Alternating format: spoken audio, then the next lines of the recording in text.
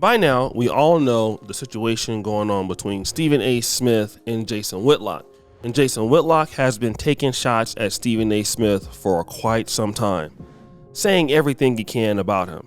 Basically, he's been saying egregious things like Stephen A. Smith can't write, he's forged his own book. Jason Whitlock smiles in his face, then talks behind his back.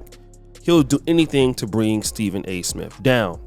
And Stephen A. Smith largely ignored that for about a decade. And then we heard Stephen A. Smith go off.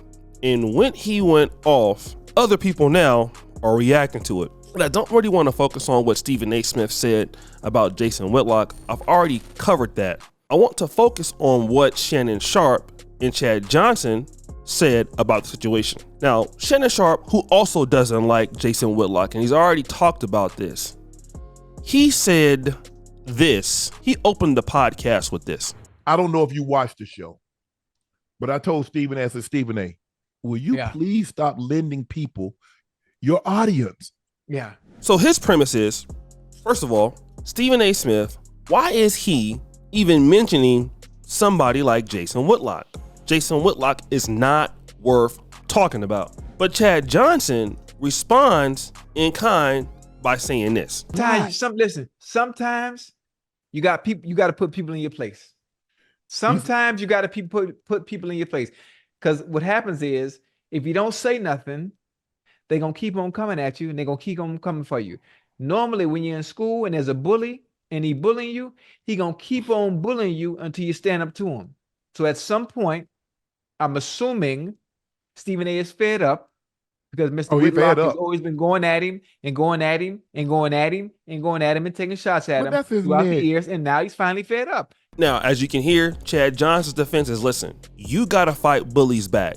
It's not going to be so many times that they're going to keep talking about you and discussing you. But I want to kind of go back to an interview that Jason Whitlock did with Tommy Sotomayor. And Jason Whitlock is telling Tommy Sotomayor to not respond to people that are smaller than you, which is the same thing that Shannon Sharpe is telling Stephen A. Smith. But wait a minute, I know you don't believe me. Let's play that Jason Whitlock clip now. Corey Holcomb did a show the other day. I haven't said anything about Corey Holcomb in years. I never said anything about him.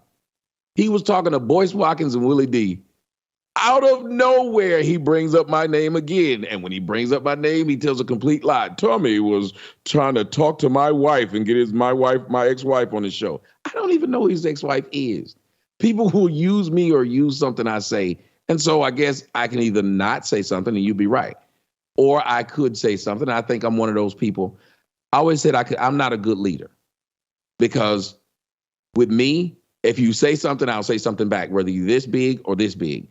I grew up like that. I guess I grew up a fighter. And so I always say something back, which isn't a good thing. I will say that it is not a good thing, because some people you should just let not be able to get you off your square.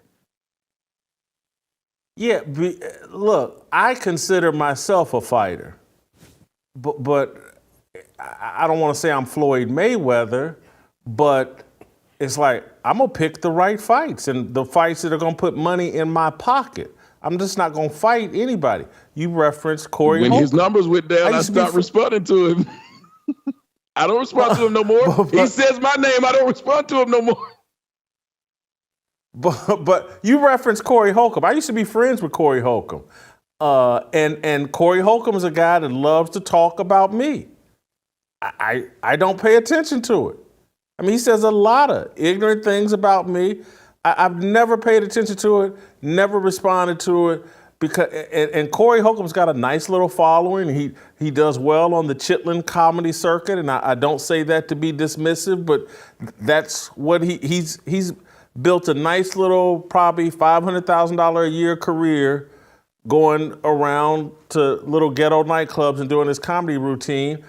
I'm perfectly good with that. And he can lie about me and ridicule me and all that other stuff, but in my lane, for what I do, he can't hurt me in any way.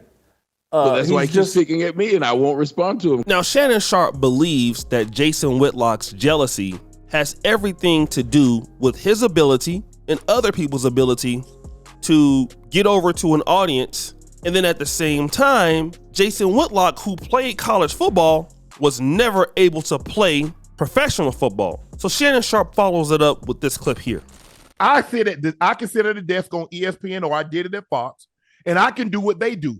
They could never live in my world. They could never play pro sports. So now, not only could I play sports and I was damn good, I can sit across and I'm more entertaining. I'm more informative. I'm more educational than you. And see, those that can do, those that can't talk. Those that can will do, those that can't will talk. That's what he's saying.